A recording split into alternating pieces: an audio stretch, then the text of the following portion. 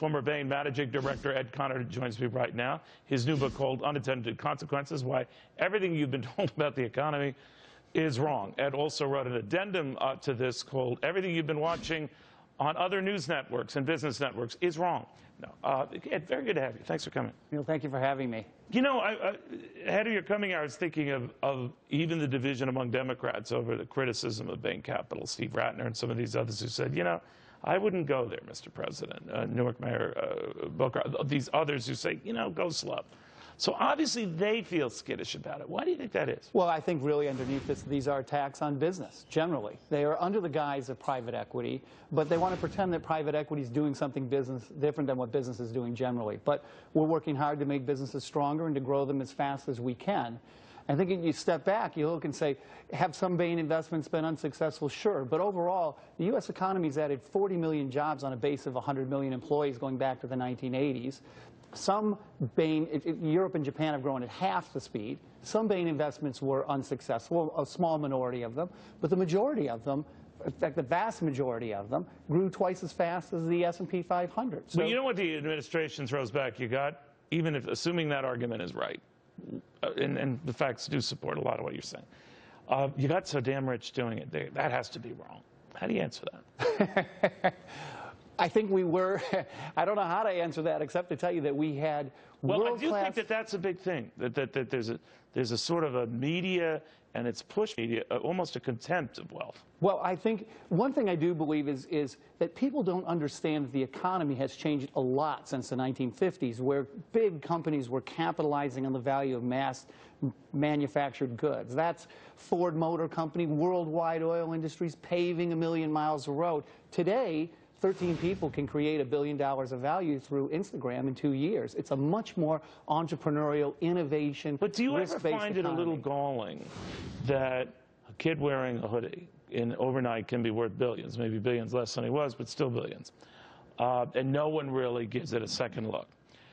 Bain Capital executives start something from nothing, invest in enterprises, turn a lot of those enterprises around, create a lot of jobs, and that's vilified. Well, I'm always surprised I was walking by the Museum of Art, and they had the Costume Institute there, and everybody's cheering all the movie stars, which in effect are cheering the 1%, if you will.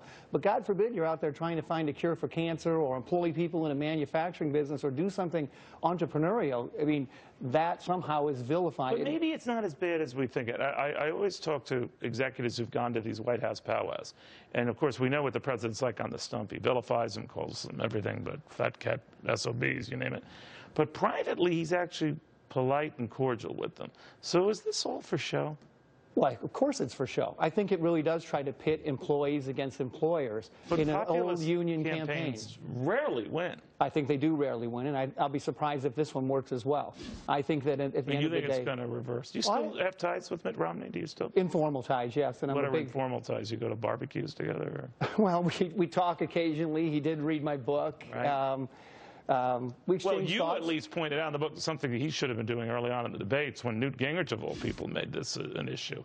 Why do you think he gets torpedoed on his Bain Capital days? Whatever money he risked was private money versus the far greater sums that have been wasted with public money. I mean, why is he more aggressive in his attacks? Yeah. I would have thought that it's a little early for the aggressive attacks, and I'm surprised that they've unleashed this campaign. The Obama administration has unleashed this so early. I think it might even be test marketing to see if it's going to fly or back off. When 70% of what you've churned out is all negative ads, and you're the president, you're worried.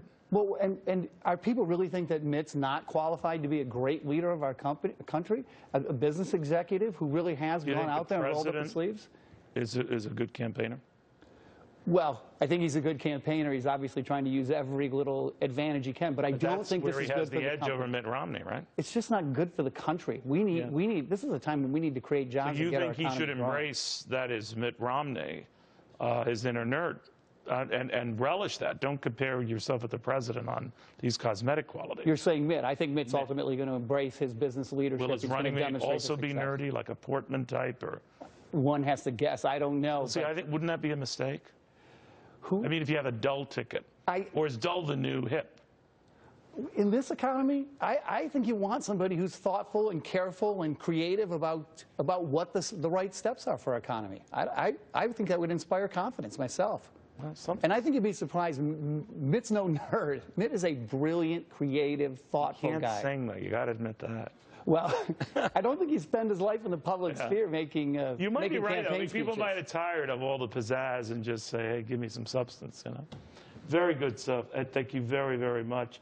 Ed Conard, Unintended Consequences, Why Everything You've Been Told About the Economy is Wrong. This man will make you think, even if you disagree. He's going to get you thinking. Meanwhile, Charlie Gasparino and Mitt Romney.